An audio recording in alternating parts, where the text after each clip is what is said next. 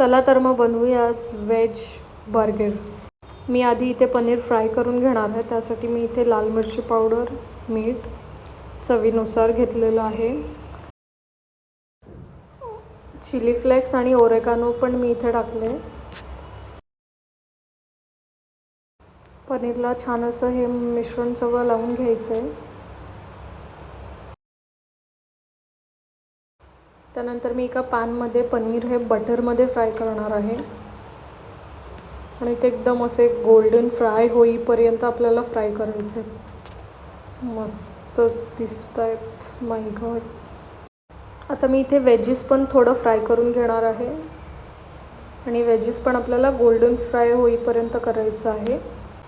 आता इथे ब्रेडला आपण बटर आणि स्प्रेड चीज मी ॲड करणार आहे इथे.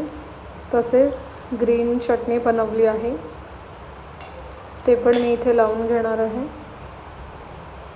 मस्त असं स्प्रेड करून घ्या.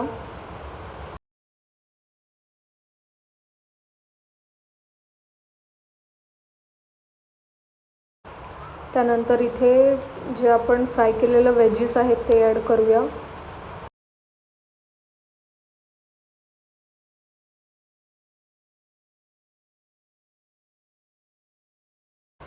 फ्राय केलेले पनीर ॲड करूया.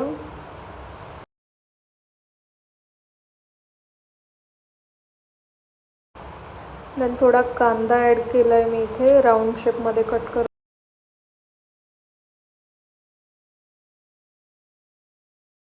थोडी शिमला मिरची,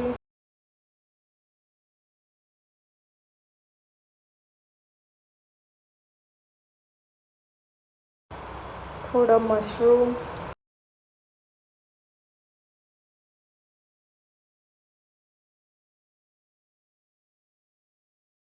आणि मोझरेला चीज वरून एकदम चीजी असं. सो आता हे एअर फ्रायरमध्ये जायला रेडी आहे. वरून बटर लावायला विसरू नका. तुम्ही हे अगेन पॅन फ्राय पण करू शकता.